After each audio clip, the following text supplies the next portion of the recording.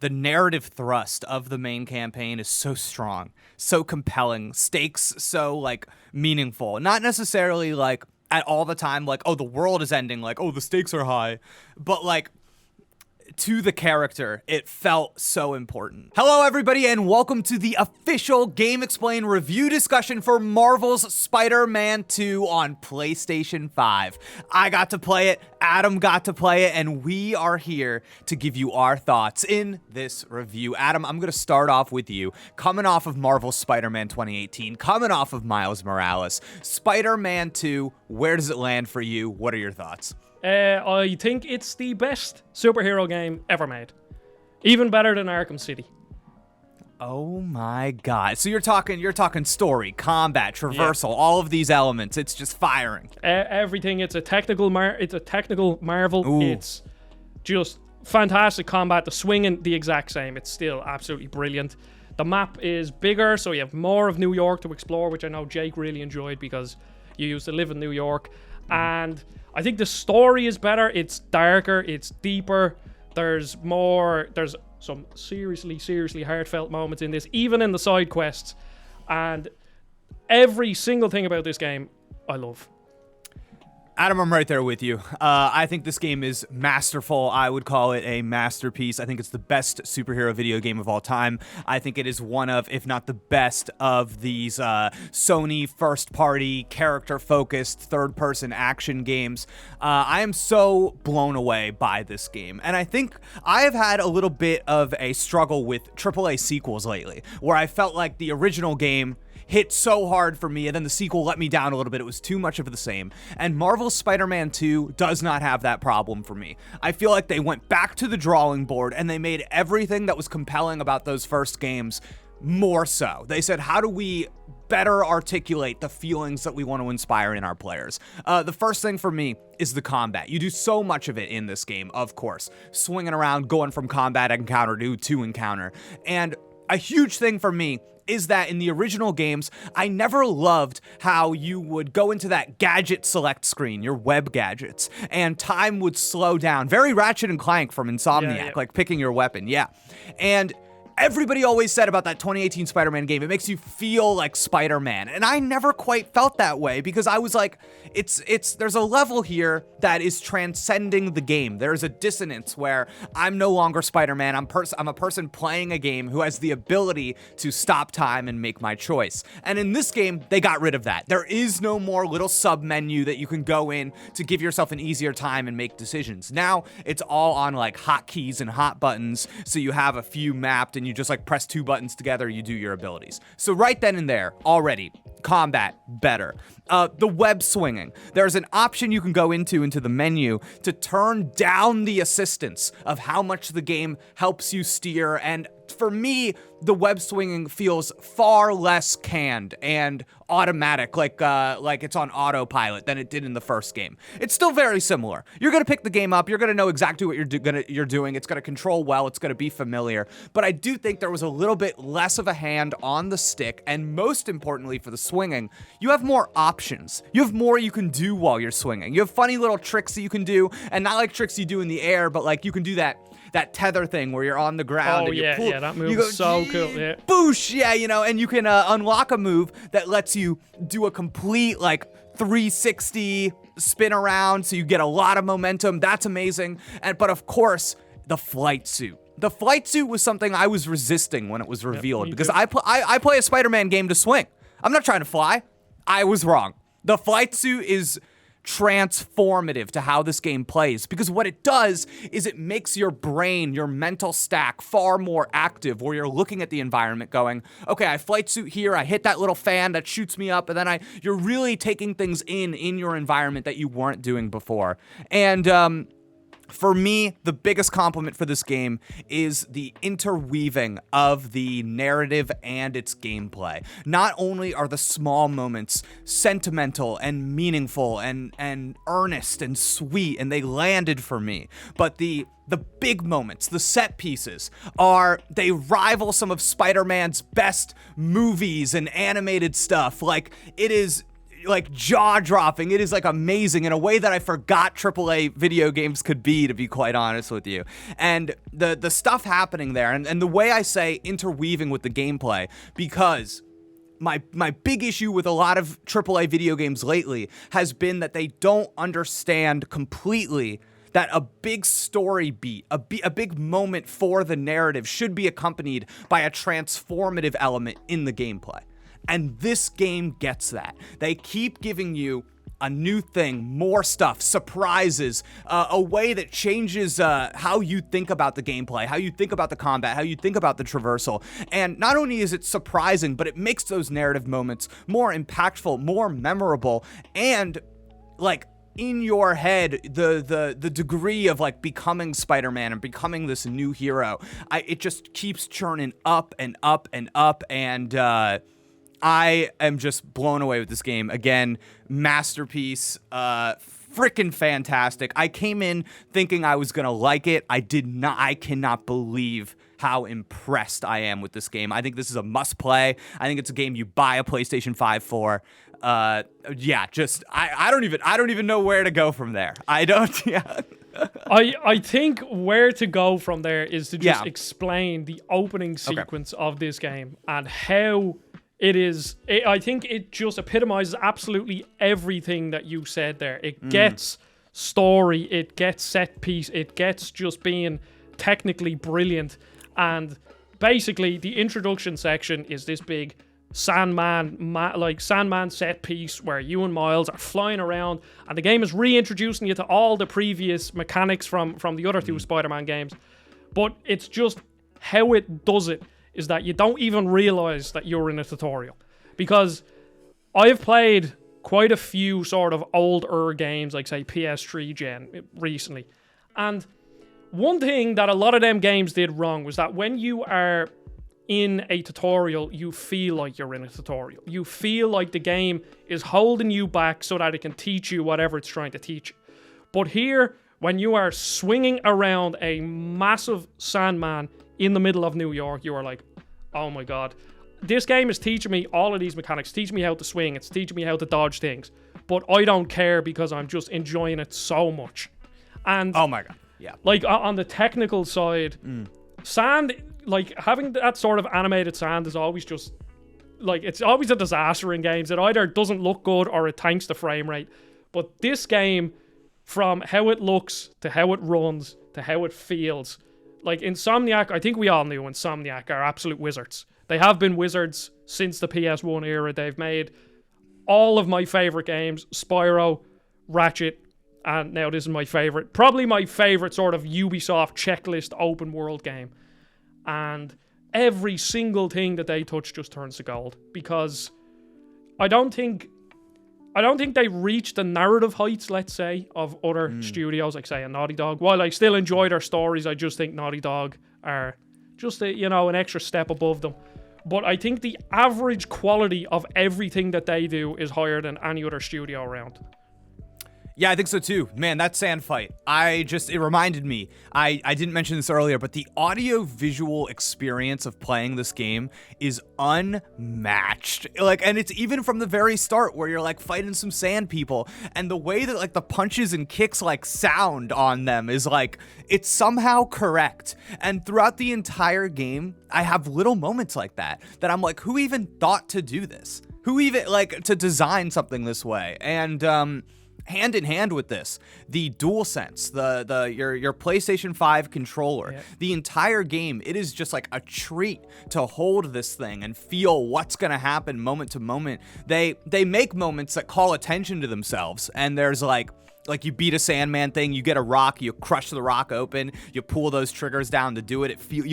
It's like satisfying in a way that made me look forward to doing it. But then there's more subtle things, like hearing stuff in your environment, whether it be through your headphones or through the controller, just like the general web slinging, and then little elements in combat where it's like you get a little bit of feedback that it justifies the PlayStation 5. In a way that I think I wasn't even looking for or knew was entirely possible. Yeah, just on the haptics, there is one specific thing when you are doing a stealth takedown, you're on a metal bar. Yeah.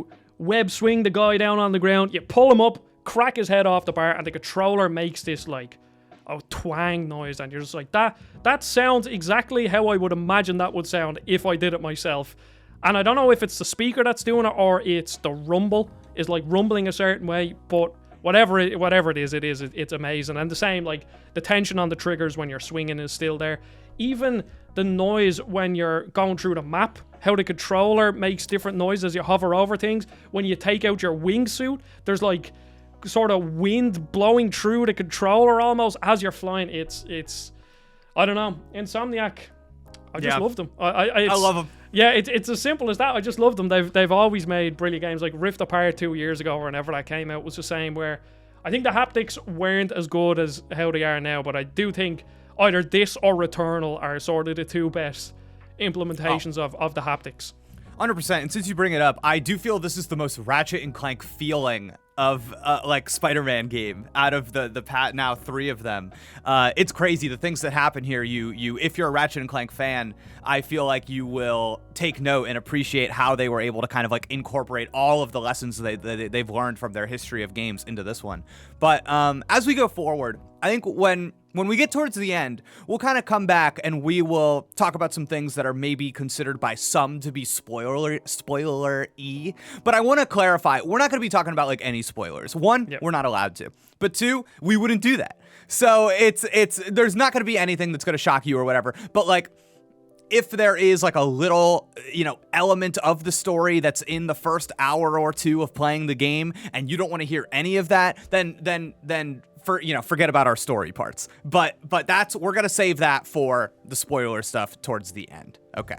Now, let's jump right in and kind of break this game down into its components. And I think the first thing I actually want to come to in a big open world game that we haven't really touched on quite yet is the side content. Side content is such an important element in any open world game.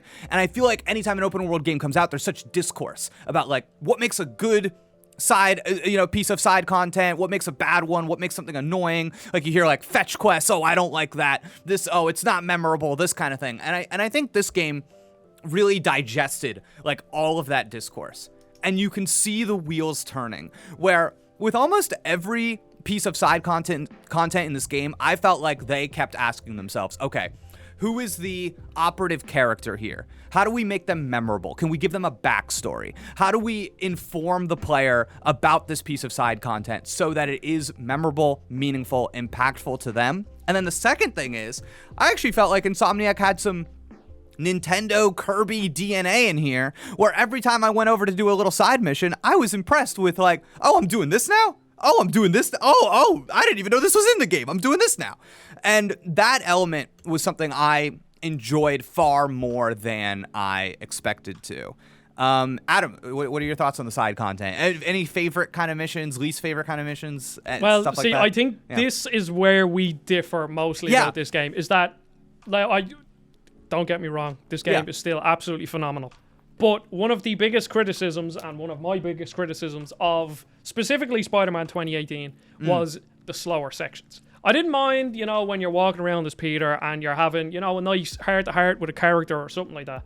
But in this game, they give you a few too many of them sort of situations for my liking, because there's parts when you're cycling on a bike. Yes. You're controlling a spider bot. Yes. You're controlling a bee bot. You're splicing genetics. Yes. And I was like, I don't mind, because at the very least, behind all of this, you usually get some fun dialogue or a good character interaction. But when you are cycling on a bike, I am like, I am Spider-Man. I'm not Lance Armstrong. Okay, I want to swing. I want to move. I don't want to cycle. And one thing, again, this was with the other ones, with Spider-Man 2018 and this one, when you were splicing genes and doing these little science experiments, I understand Peter Parker, scientist, that's part of his character. But if you give everybody the option to skip a puzzle, why was that puzzle in the game in the first place?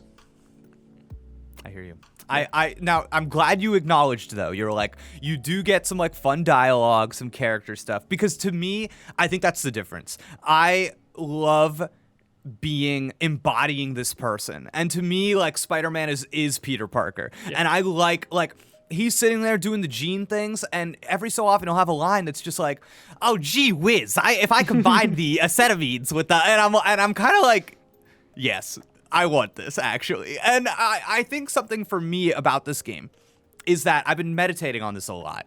It is the version of New York City that it presents to the player is the most idyllic, wholesome, aspirational version of New York City that you will find in any piece of media. People have love in this city. And I used to live there. I'm not saying that people are heartless monsters, but I think it's like the wholesome is a good word. It has this energy throughout the entire game that love is powerful and it bonds us and people want to invest in that. And part of my appreciation for a lot of the side content was accepting that. Was coming to terms with and understanding that this is a world unlike the movies, unlike the comic books. It is their own Spider-Man world, and part of that is inclusivity, and part of that is like joy and love. There is a side mission, extremely light spoiler, that like is about finding a grandfather in a park. Loved it. Oh my God, I was Adam. tearing up. Oh my God, and the boldness to do, I'm not going to spoil it, but to do what they do at the end of that mission, the boldness to say, yes, this is what we're going to have our player do at the end of this. It really, like, it got to me. It resonated. So it was just kind of like a buy-in into that world, but, to kind of broaden things a little bit, there are side missions. Oh, well, first off, that bee drone thing, you are underselling it. I thought it was fun. You get to fly, you control a drone, you're shooting stuff. But I'm Spider-Man, I'm not a bee. All right, yeah, that's fair. All right. I thought it was a good time. So there are missions where it's like, okay, there's a base of bad guys. You got to stop them. It's like, that's classic Spider-Man stuff. You get some new tools this time around. You get like the ability to kind of Batman Arkham like create a line, and you can go back and forth on that line, web people up. Like, that was a lot more fun than I expected it to be. Yep. There are missions that are kind of like combat trials, where, again, not going to spoil it, you go into like a special area and the mission might be, okay, do this in this amount of time, do this without getting hit, do this kind of takedown. Thought that was extremely enjoyable. There's side content that's a little more unique. It's like it's a specific story, and they're like, you're just going to follow this story for a little while. And there's like collectibles to collect, but the big one for me was taking the photos around New York City, and you send them to an NPC, and then that NPC kind of like just gives you some like fun little dialogue about what that area means and what it means to them, what it means to the city. And it landed. It actually landed. Something very hard, I think, to do. It could have been so boring and whatever, but I looked forward to hearing that guy tell me about New York City. What a good time. Yeah. For the side quest one, again, completely spoiler free, it's the music side quest. Oh! I think everything you just brought up there about how it gives you the extra flavor, the extra backstory, that I think that's the best of it, because it's hard to talk about it without spoiling anything, but just trust me, that music, once you do it, you'll know the music side quest. It's brilliant. It's fantastic. And again, it kind of brings up that, you know, sort of expressing the culture of New York and kind of like building a community around these musical instruments almost. And yes, other side content, like as you were talking about the bases. So the bases are way better. Now, I haven't played 2018 since 2018, and I haven't played Miles Morales since 2020. So, you know, I can't really remember fully what the bases were like, but to me, these bases felt very similar to like the best of the Far Cry bases, where it's like, oh yeah, I can go in the roof, or I could just go in the front door, or there's like 3 other different ways for me to go in. I can go in guns blazing, I can use the web swing, and or the web sling to build a line, and then I could start stealthing people, and I think they were just way better. And then from a design standpoint, when we're talking about the world, so there's 2 things that I think about when I think about open world games. One, if the actual game loop is fun, then regardless of what the side content is, the side content is going to be pretty fun in a checklist open world game. And swinging around to Spider-Man, always going to be fun. The combat here is, I know we're going to touch more on it later, but the combat is absolutely fantastic, especially the aerial combat. They really did a great job there. And then secondly, when it comes to open world games, how often do you look at your map? And I looked at my map like before I was doing clean up at the end, when you're just kind of being very clinical about it.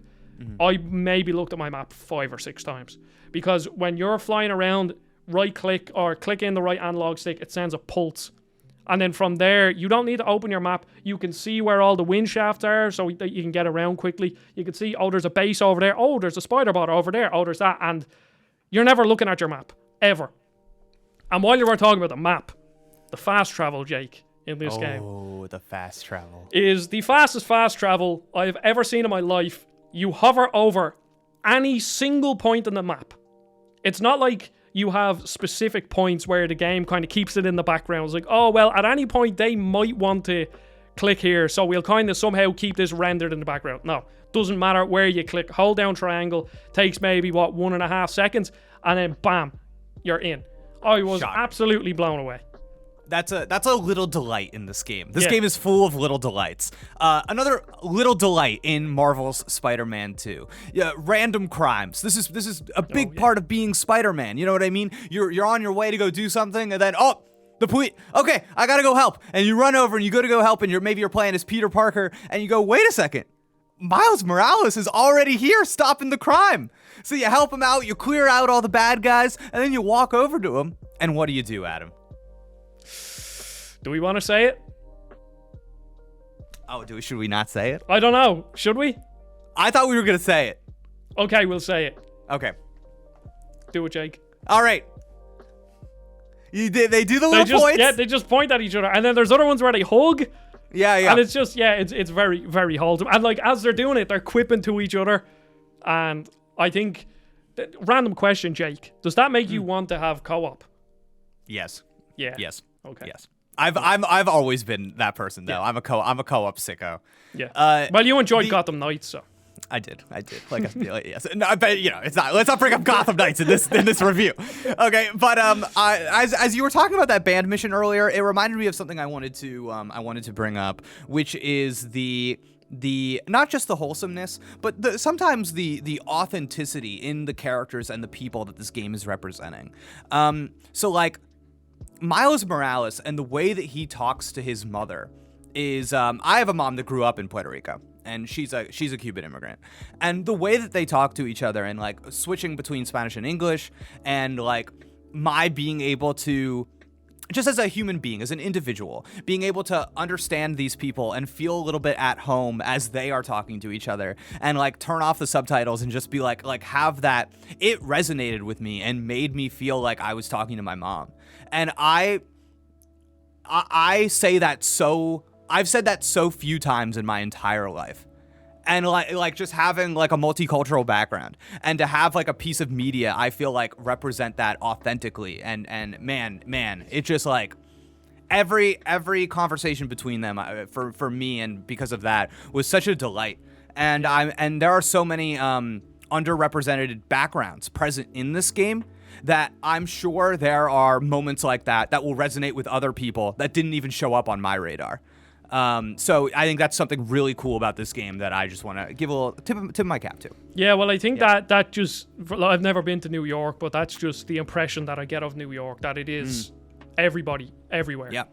And we were on a call yesterday discussing this, and you were talking about the New York and how accurate it is. And I said to you, I was like, oh, I wish I could have that experience, because it sounds so good. Because as an Irish person, I'm used to awful accents and terrible use of Irish phrases in games, and unfortunately Dublin will probably never be like fully represented in a game. So I'm happy that people from New York have that, because I'll just never have it. Yeah, it's transcendent. It is crazy to just like know where I am in the city and say, oh, I'm going to go to my first apartment, I'm going to go to my second apartment, I'm going to go to where I went to grad school, and see what they put there. It is a transcendent gaming experience. But now I think is a good time to transition into just kind of what makes the combat so good. And as you and I have been talking, I've really been reflecting on why I think the combat is so much more spectacular than it was in the first couple of games. And I think obviously that thing I mentioned before about that submenu, that's huge for me. But also, I think that they've balanced it in a way that is noticeably different from the past couple of games. Now, I played on the hardest difficulty that's available to you when you start the game. And I thought it was lovely. I thought it was great. I thought that you really felt a difference between who just like your random carjacking grunts were and like a big boss. Like you felt that difference in strength. So I really appreciated that. But my memory of the first couple of games is that I could cheese most of it getting by with web gadgets and the focus meter for those takedowns. And in this game, I was holding on to my focus meter to heal myself. Yep. Wait, I was not using it for takedowns. You could not pay me. And something they did about balancing out how much focus you get, how effective the web stuff is. And I do think they made the web stuff more situational, less get out of jail free. But what was your experience with the combat? I think it was just overall just better. It felt more fluid. Yeah. And I touched on it earlier, but specifically the aerial combat, like it felt like I could literally juggle every single enemy at any given time and rack up 80 hit aerial combos. Like there was actually one where, you know, when you do the web swing, you hold square into the web swing. Of course, and then you can get a skill where if you press triangle straight after that, you knock the enemy even higher. And then I was juggling them, and then I was zipping someone else up into the air and everything. And yeah, it was just, it's just the best example of Arkham combat I've ever seen, because it melds in the hand-to-hand combat. It's also, you know, even on normal difficulty, like I died like 2 or 3 times. I don't really remember dying in the first 2 games, like at all. And it's like it later on, as you start to unlock different factions of enemies and different types of enemies, it forces you to do different things. Because from my memory, again, I could be wrong, but from my memory, it's like I can remember kind of having almost a one-size-fits-all like method to kill pretty much every enemy, except for I think there was the sable enemies in the air that had the guns, and then the shield guys. But here it's like every new type of enemy that I met either needed a different gadget, or if I zip towards them, they would attack me straight away. So I'd have to get ready with a parry. The parry is new, isn't it? The parry is new, Adam. And the parry... Yeah, the parry's awesome. It's so well implemented because, well, first, parrying is one of the most satisfying things you can do in games. But as I was saying, like, there are certain enemies that if you zip to them or you do something that to a normal enemy, they would get hit. They don't get hit. They come back with a straight attack, and you can either dodge it or block it straight away. And then there's super... What are the abilities, the ones that you have to dodge instead of parrying them?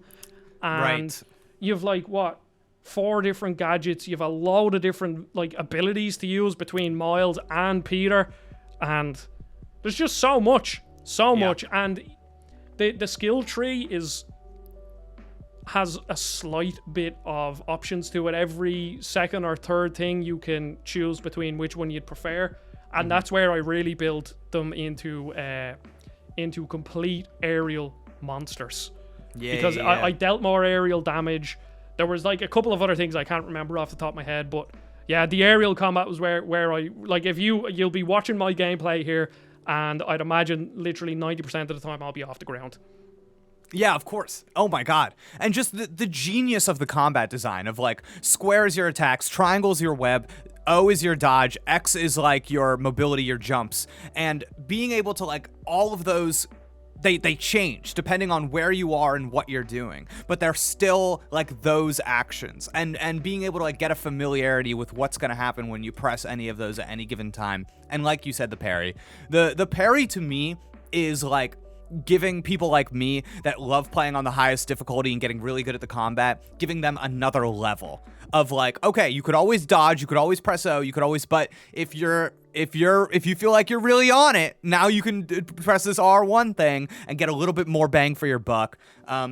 Really cool, really satisfying. The stealth stuff stays as good as ever. And I want to know, I know some people don't like skill trees just like as a concept. And to me, I feel like what's successful about this skill tree is that you have so many tools available to you from the jump that I think it's a good way to space out you as the player learning more, just learning more and getting good at it. Because if you had all of it immediately, you wouldn't use it. It wouldn't be able to stick in your mind. So I actually appreciate the way the skill trees are done here. And there's so much. You gain levels like nonstop in this game, and every time it's like, all right, I get a little bit of this, get a little bit of that, and then you're right back out, all super fast, super smooth, really great. Yeah. Yep. The skill. Yeah, I think skill trees in most open world games are useless. I think that's why most people dislike them. A game earlier this year, Forspoken, terrible skill tree. It just didn't really change much whatsoever. But here again, I think that skill tree almost acts like a tutorial where agreed, because you already have all of the abilities. That's one thing also I need to touch on, that the game, even though it doesn't do that stupid thing where, oh, Miles and Spider-Man and Peter somehow lost their abilities. Oh, we have to somehow find them all again. Instead, it's like, yeah, you are still the super powerful Miles and super powerful Peter from the previous games, but now we're just going to give you more, and we're going to drip feed you those things through the skill tree rather than kind of giving you some, pretty mediocre tutorial systems. Before we kind of round the corner here and get into our start lightly talking about the story section, do you have a rough estimate of how long it took you to get to the end of the game? I think to get to, I've 100%ed all the districts. Lovely. I have obviously beaten the story. Yeah. And I have a couple of mop-up trophies to do, I think, of about 23 hours. Okay, yeah, I think I was maybe a little more leisurely than you. So to just beat the story, I felt like I was in between 20 and 25 hours. But I was, swinging around, doing side content, doing whatever. The game feels long to me. It felt like a long, it felt like a big chunky game, yeah. Yeah, because I came out of this game kind of almost wanting a slight bit more.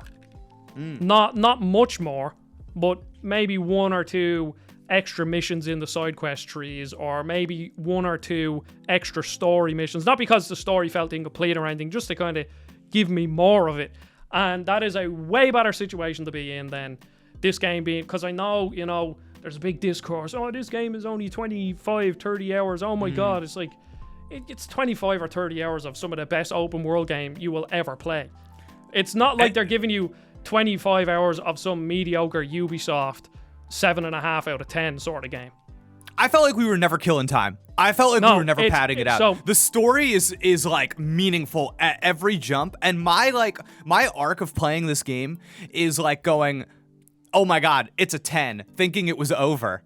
And then there being way more and going, oh my God, it's an 11 actually. And then I don't know. I think some games, they put you on a track that actually has nothing to do with the main story and it's happening, but you're just doing it to pad out the game. I did not feel that here at all. No, there was a point where usually how I play these open world games is I start it, you do the first 2 or 3 missions because they're usually sort of the introduction missions, and you get let out into the open world. And then I usually just make a beeline for the open world stuff. And I just do as much as possible and say, I might get 60% completion. And then I start doing the story and a mixture of both.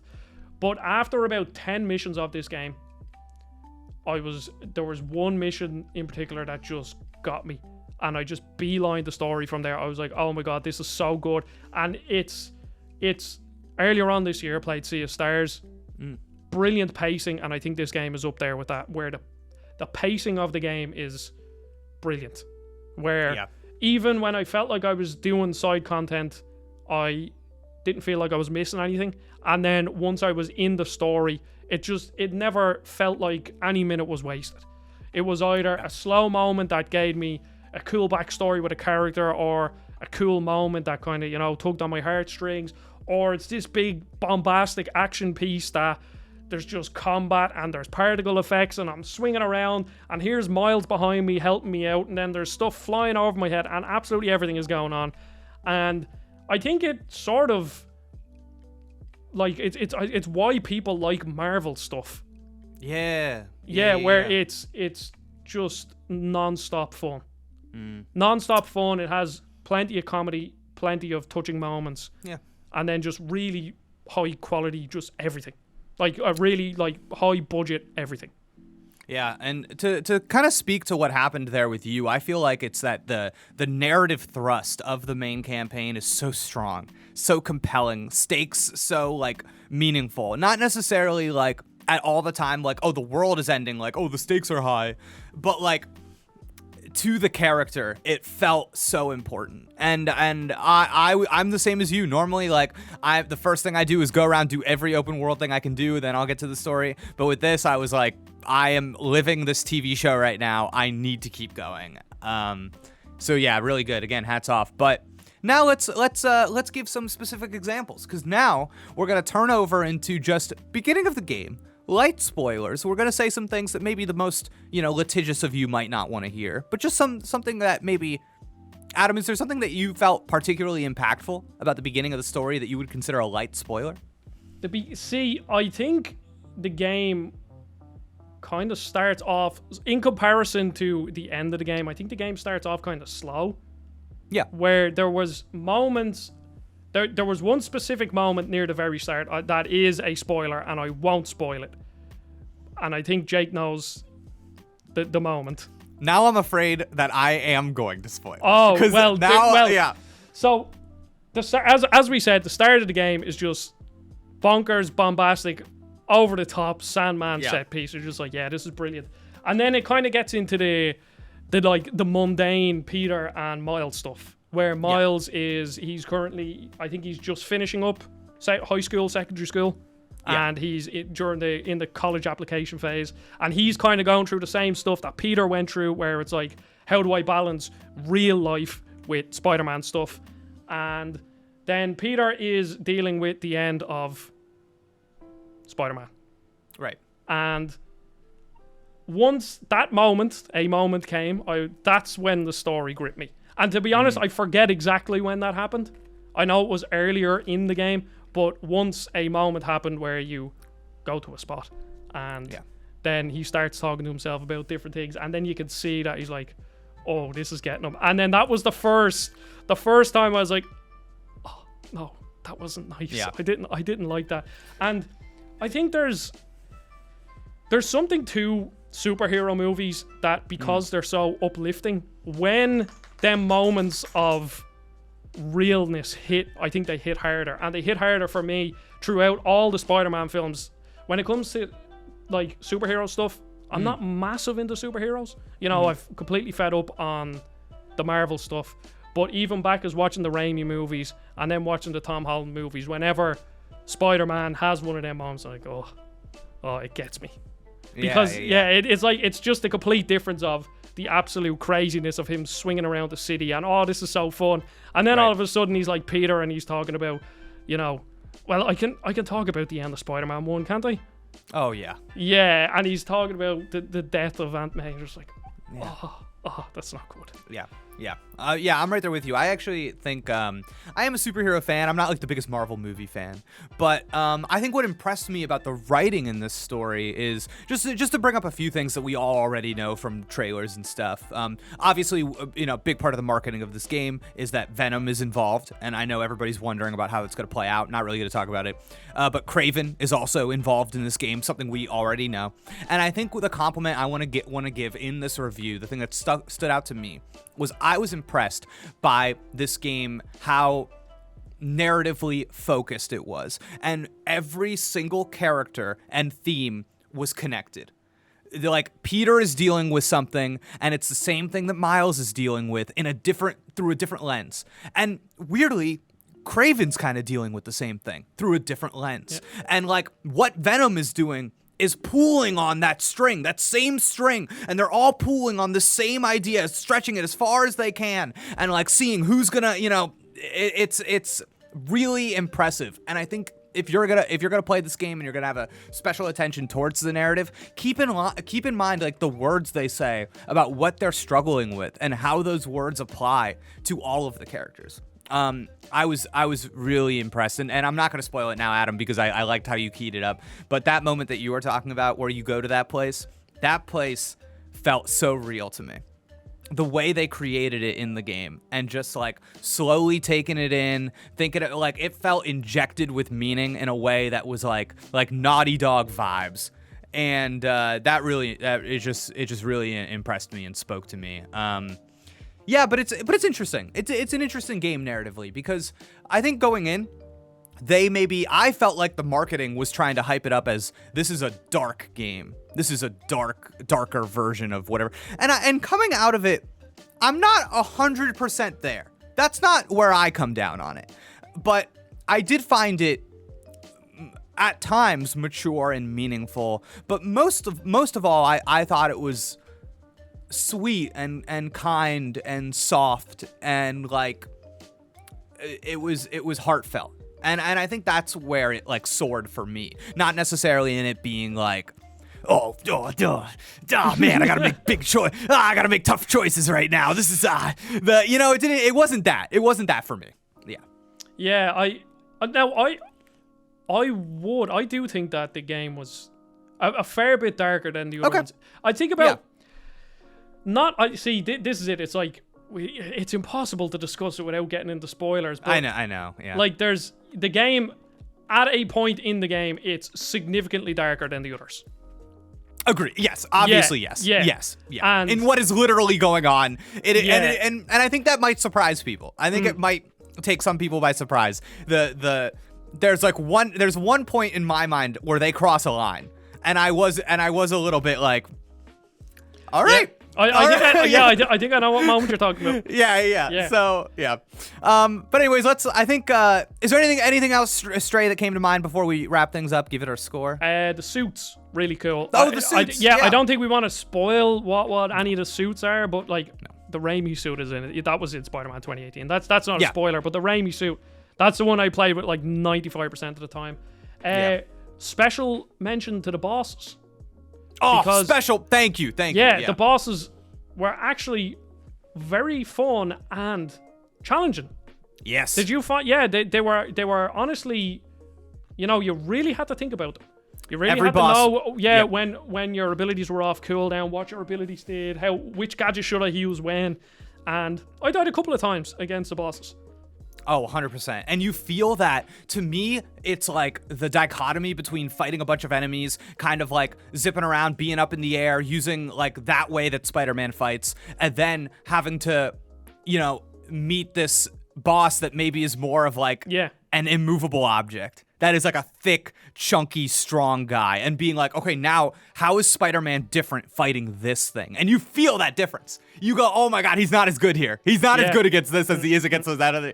And like, it's so cool how they're able to achieve that in the design. Every boss was an event, every single one. I really loved it, and it kind of changes the way you play the game, where now it's about like picking up the patterns, being aware, getting that, activating your little Spidey sense. Yeah. And there's also a couple of narrative moments in and around them bosses that I really enjoyed, because they kind of weave them in and out. Yeah. Again, you just have to like dance around it, but I think people will know what I mean. Like there's just parts where you are dealing with the boss enemies, and they were good moments, but I can't say anything more than that. Okay, Jake. Yeah. I have a question. Who did you prefer playing? Okay. I am a Miles Morales man. He is my Spider-Man. I love him to death. I preferred playing as Peter in this game, which really surprised me. I preferred Miles as like Venom, or what are they called? Venom abilities. The Venom enhanced. Yeah. That was me with 2018 and Miles Morales. I was an easy Miles Morales boy, and I cannot believe this game brought me back. This game made me a Peter boy again. He's, again, not gonna say, but the stuff he gets in this game, I just found really compelling, and it spoke to me as a player, so. Yeah, okay. Adam, on the GameXplain review scale, what would you award Marvel's Spider-Man to? I loved it.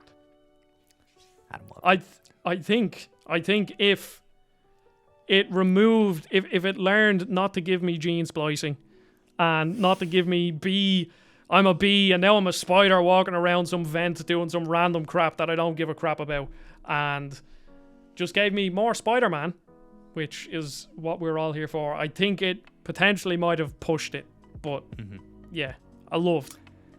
And Adam, as the lead reviewer, that will be the official GameXplain score. But for anybody out there that wants to know where it landed for me, it's a mind blown, baby. It's the top of the cream of the crop. I legitimately think that this is going to be one of my favorite games of all time. And it's hard to tell in the moment, so that's why I say think. But again, I feel it is the most impactful superhero game for me right now. The weaving of the narrative and the gameplay, how it spoke to me personally, and just reinvigorated my love and trust of the Sony first-party, third-person action game thing that they've been chasing for the past decade. I didn't think I was going to feel I was capable of feeling this strongly about one of their games again. And the fact that I am here and I cannot contain myself. I am just gushing about this game. Yeah, it earns the mind blown for me. Just that's how I feel. I'm blown away. Yeah. So. Yeah. Well, that's what I was expecting. I was expecting to like this game as I did with Spider-Man 2018 and Miles Morales, but not exactly like give it, like push it up to getting up there into the sort of 9.5 sort of territory, because there's just only, I think there's only so much you can do with these sort of open world games. Yeah. Whereas, unless you completely reinvent the wheel the way something like Breath of the Wild did in 2017, and when it comes to these more traditional style open world games, yeah, I don't think I think I'd struggle. I don't know what a mind blown checklist open world game will be for me, because I'm not sure if it's even possible. Sure, the structure in it of itself. Yeah. That makes sense to me. And I think that's where you see that slight difference in our appreciation, because for me it is that they clearly played Batman Arkham and they took some stuff. They took the best stuff and they said, let's do that stuff. It's like, remember those Scarecrow missions? We can do something like that, right? And then they, you know what I mean? And then they're like, okay, now let's look at Uncharted. Let's take some of that stuff. Yeah. Now let's look at The Last of Us. Okay, let's take some of that stuff. Let's look at Ratchet Clank. Rift Apart. That's all we'll say. What did people love about it? That's all we'll say. Rift Apart. Rift Apart. Yeah. So it's So there it is. A doozy. An absolute doozy. Put that on the box, Insomniac. I guess that's it. So thank you everybody so much for tuning in. We're going to have some more Marvel Spider-Man 2 content coming up shortly. But for now, thank you so much for making it to the end of this review. If you did, leave a comment down below saying Adam is better at Spider-Man than Jake because he completed a single trophy before him. No, we're gonna make a guide. We're gonna have to make a guide about that trophy. I'm gonna need that help. But Spider-Man fans, I think I want to hear from you the most. People out here reading the comics, watching the movies, that love Spider-Man. Nerds. What do you want to see in this game? Yes, like me, baby. What do you want to know? What costumes do you want to see? Stuff like that. There's some crazy ones in this game. Can't wait to show them off. But again, thank you so much for tuning in. We will see you next time. Goodbye. Goodbye.